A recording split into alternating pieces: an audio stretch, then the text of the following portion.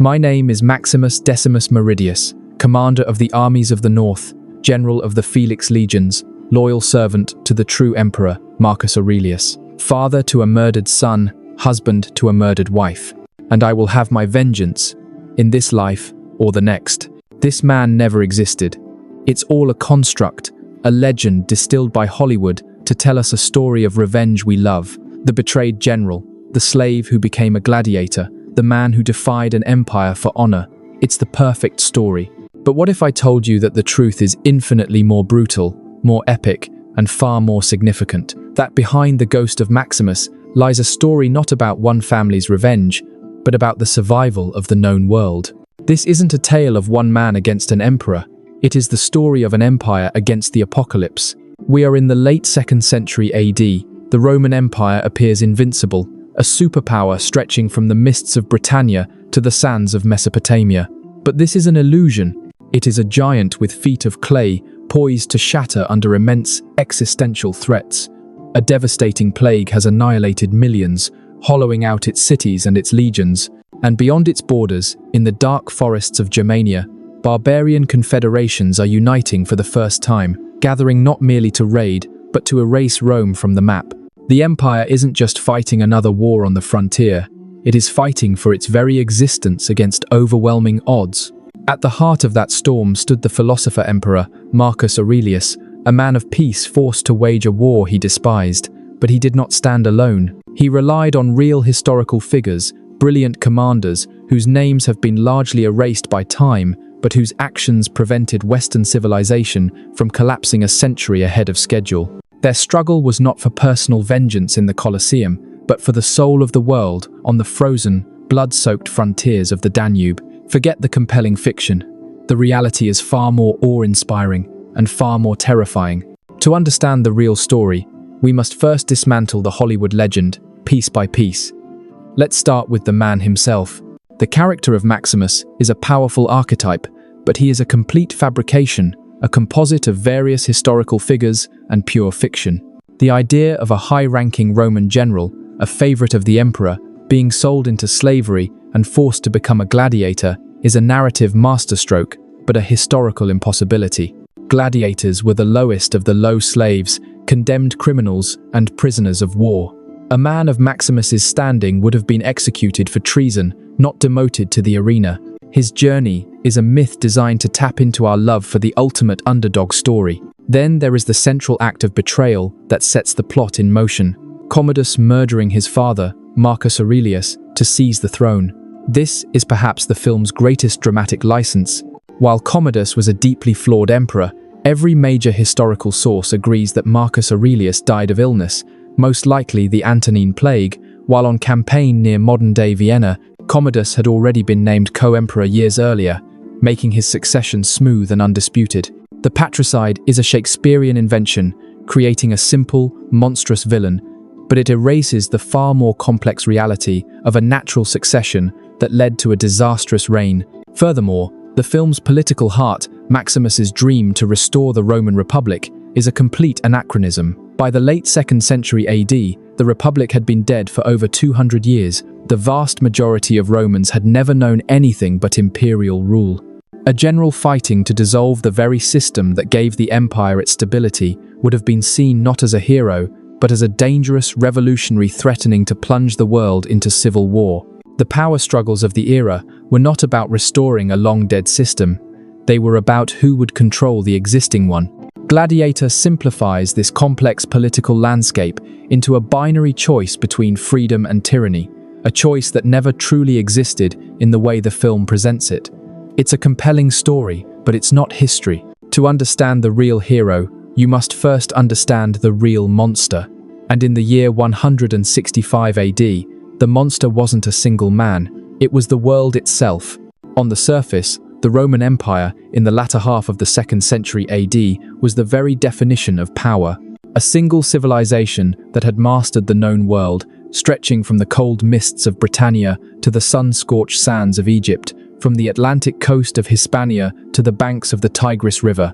One law, one common language of commerce, one peace, the legendary Pax Romana, enforced by 50 legions, the most disciplined and lethal military machine ever conceived.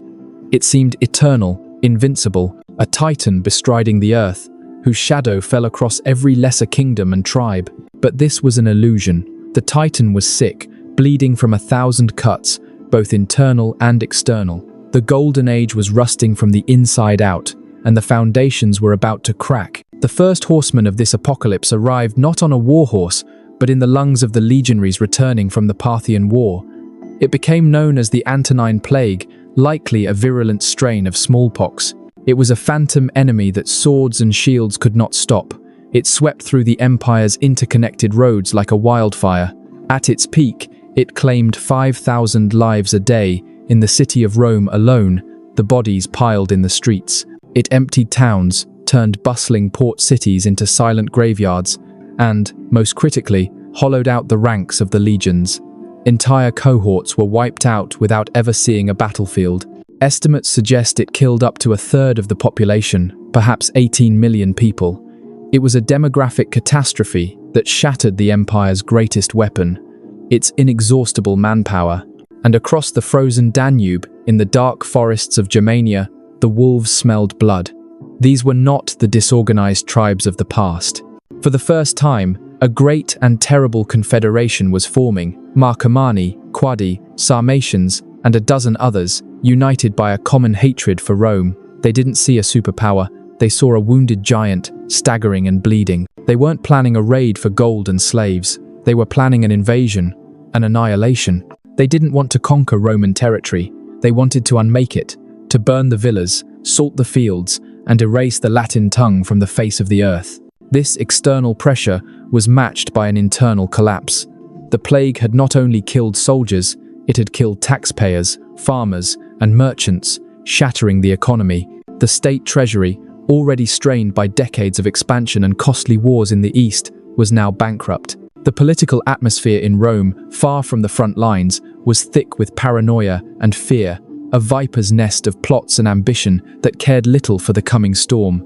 This was the perfect storm, a war on every front simultaneously, a biological war against a merciless plague, a military war against an unprecedented barbarian invasion, and a psychological war against its own internal decay and despair. It was the empire against the apocalypse, a desperate, brutal fight, not for glory or expansion, but for the very survival of the known world. At the heart of this storm sits a paradox, a man who sought tranquility in a world of chaos, a philosopher who became a warlord, not by choice, but by necessity. His name was Marcus Aurelius. In the quiet hours of the night, huddled in a freezing campaign tent on the banks of the Danube, he wrote to himself, not grand strategies or imperial decrees, but intimate reflections on virtue, reason, and self-control. These notes, never intended for publication, would become the Times Meditations *, one of the greatest works of Stoic philosophy. He wrote about accepting what you cannot change, about finding inner peace amidst turmoil, about the duty of man to the rational order of the universe. And then, at dawn, he would step out of that tent and into a living hell. The world he ruled was anything but rational and orderly. The irony is staggering. The most philosophically inclined man to ever wear the purple was handed an empire on the verge of apocalyptic collapse. The Antonine Plague, a monstrous wave of what was likely smallpox, had already scythed through the population, killing millions, including his co-emperor, Lucius Verus. It had hollowed out his legions, leaving them undermanned and terrified. The imperial treasury was bone dry, bled out by endless conflict and the plague's economic devastation. And on the frontiers, the barbarian confederations were not just raiding, they were migrating, a human tide threatening to wash over and extinguish the light of Rome. The Marcus Aurelius of history was not the frail old man murdered in a warm tent as seen in Hollywood. For the better part of 2 decades, his home was the battlefield. He traded the marble halls of the Palatine Hill for the mud and frost of Pannonia and Germania. He lived amongst his soldiers, sharing their hardships, breathing the same plague-infested air, and staring into the same abyss. To fund the war effort, he was forced to conduct a public auction of imperial treasures, jewels, golden goblets, even his wife's silk robes embroidered with gold. To fill the ranks of his decimated armies, he had to take the unprecedented step of recruiting slaves, criminals, and gladiators, promising them freedom and citizenship if they survived. This was the ultimate test of his philosophy. How does a man who preaches calm and reason command armies in a genocidal war? How does one who writes of virtue order the burning of villages and the slaughter of thousands? For Marcus, there was no contradiction. His duty to the times logos asterisk, to cosmic reason, was inseparable from his duty as emperor. Protecting the empire, the vessel of law, order, and civilization as he knew it, was the ultimate rational act. This was not a war for glory or conquest. It was a grim, brutal, existential struggle. Every decision he made carried the weight of the known world. He was a man holding back the tide with his bare hands, a lonely emperor scribbling notes on how to be a good man, while commanding a desperate war for the very soul of his civilization.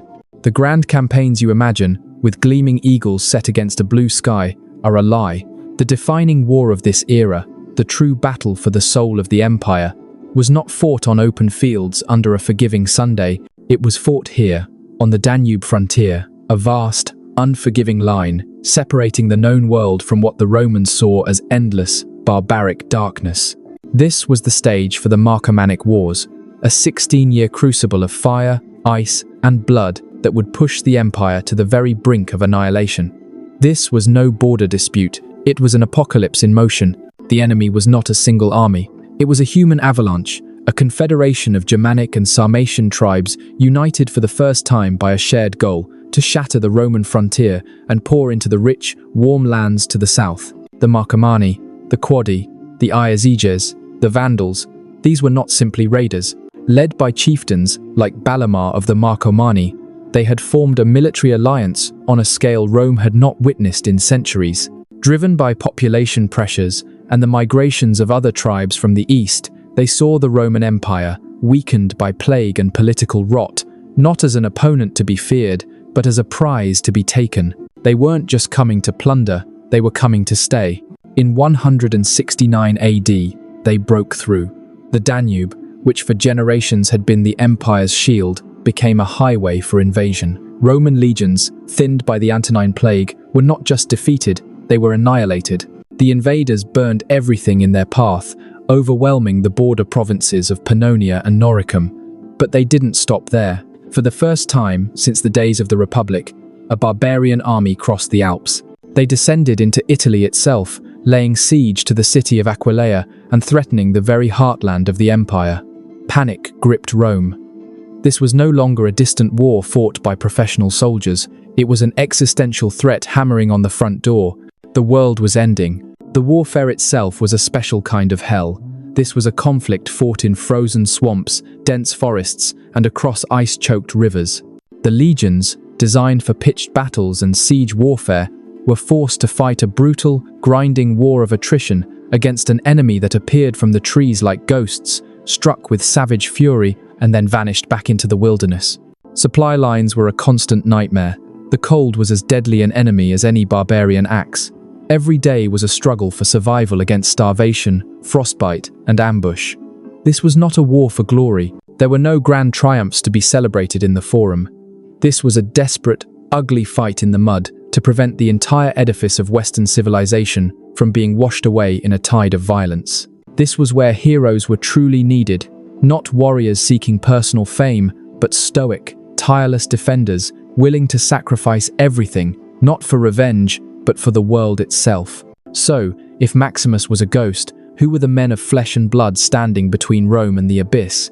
The empire, in its darkest hour, wasn't saved by a vengeful gladiator, but by a class of hardened, brilliant, and utterly dedicated public servants.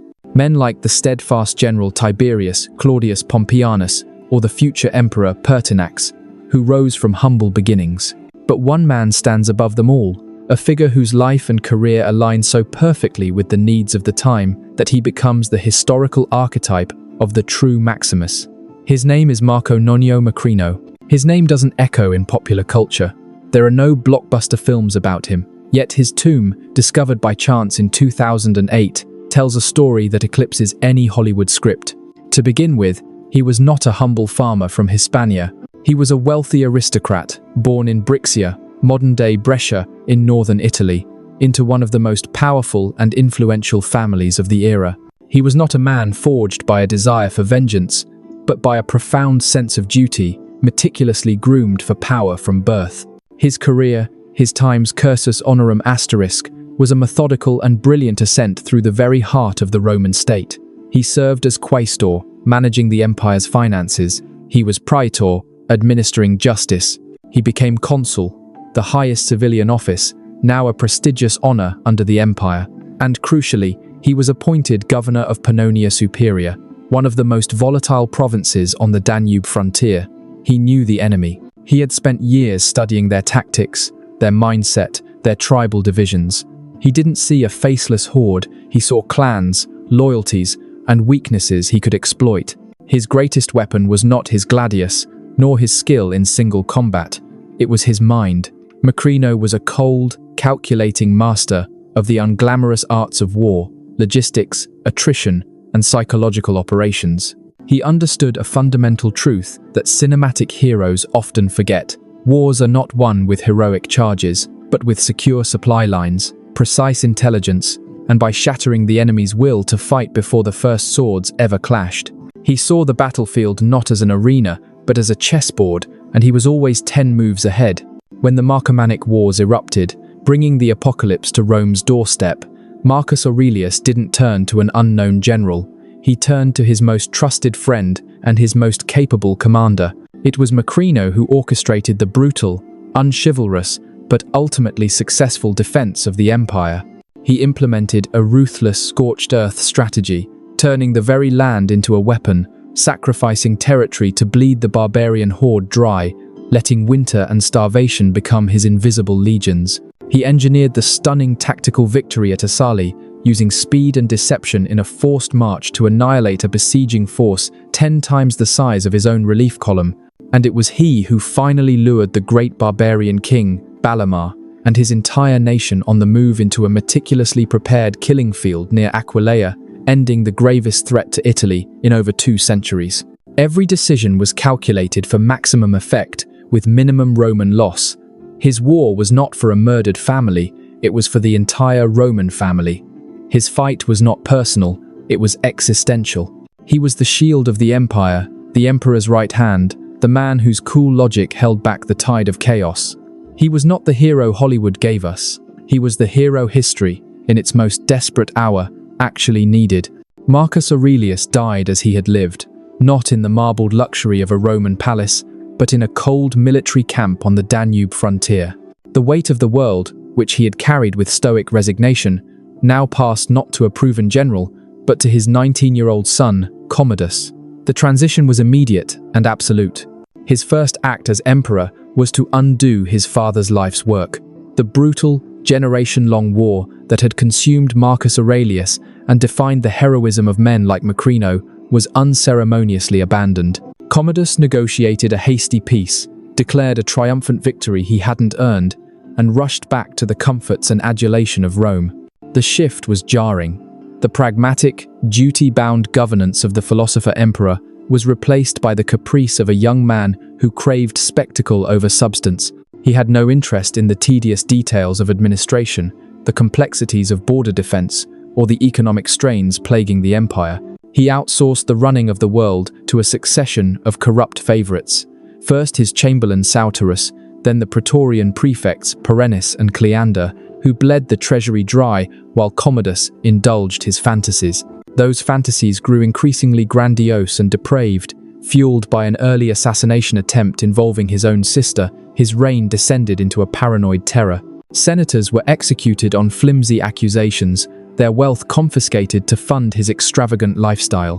But his ultimate break from his father's legacy was not in the Senate, but in the sand of the arena. While Marcus Aurelius had wrestled with the meaning of duty in his private writings, Commodus wrestled with professional gladiators and exotic beasts in the Colosseum. He saw himself not as an emperor, but as a god, the reincarnation of Hercules. For the Roman elite, this was the ultimate degradation. The emperor, the father of the state, performing as a gladiator, a role reserved for slaves, criminals, and outcasts, was a spectacle of profound shame. The man meant to be the symbol of Roman dignity had become its chief entertainer, demanding applause for killing ostriches and fighting shackled opponents, while the real threats to the empire gathered just beyond the borders he had so eagerly abandoned. While Commodus played at being a god in the Colosseum, the real world did not pause.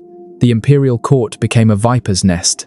His own sister, Lucilla, resentful of her loss of status, orchestrated the first major assassination attempt against him. It failed, but it unleashed a paranoid purge that consumed the Roman elite. Power fell not to statesmen, but to corrupt praetorian prefects like Perennis and Cleander, who ran the empire as their personal fiefdom, selling offices, extorting the wealthy, and turning justice into a commodity. This was the new reality, a hollow crown worn by an actor, while backstage, the knives were out. Beyond the palace walls, the threats his father had fought so hard to contain were far from gone. Barbarian incursions continued to test the frontiers in Britain, and along the Danube, the legions, led by governors and generals forged in Marcus Aurelius's wars, held the line. But it was a constant, grinding struggle. The imperial treasury, already strained by decades of war and plague, was now being plundered to fund Commodus's extravagant games and personal luxuries. The empire was bleeding from 1,000 cuts, some inflicted by external enemies, others self-inflicted from the very top. And yet, Rome endured. This is perhaps the most incredible part of the story. The vast machinery of the Roman state, built over centuries, was so robust that it could withstand even a decadent and incompetent emperor. While Commodus was fighting drugged animals in the arena, professional generals were still winning battles on the frontier. While he plotted his next grand entrance, magistrates were still administering laws in the provinces. The system, for now, was stronger than the man. The empire ran on a kind of institutional inertia, a testament to the structures men like Marcus Aurelius and Marco Nonio Macrino had fought to protect. But this resilience was a facade, masking a deep and spreading rot.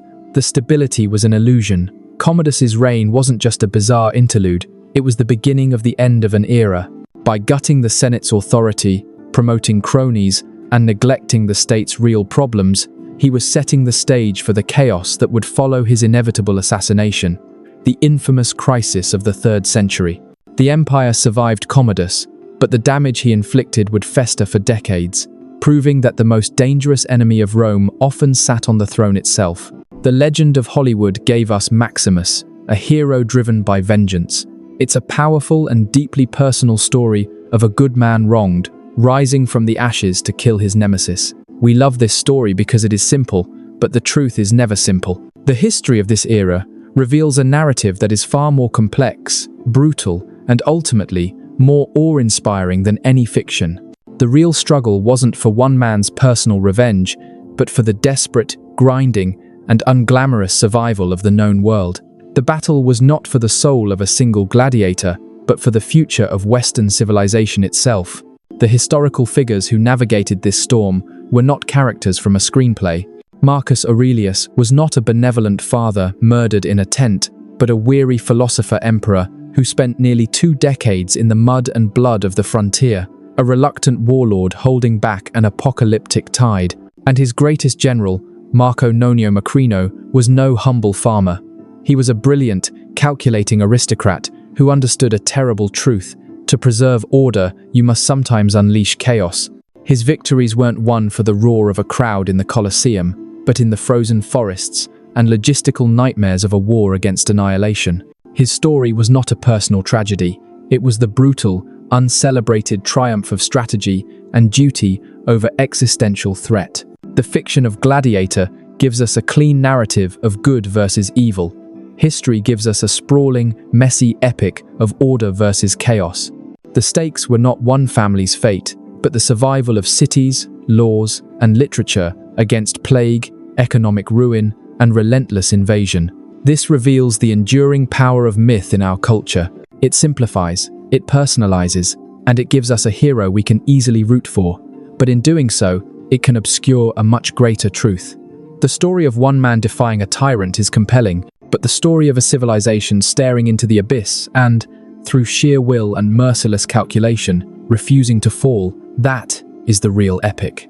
It's a story that reminds us that history is rarely shaped by personal vengeance, but by the thankless, brutal, and necessary work of holding the world together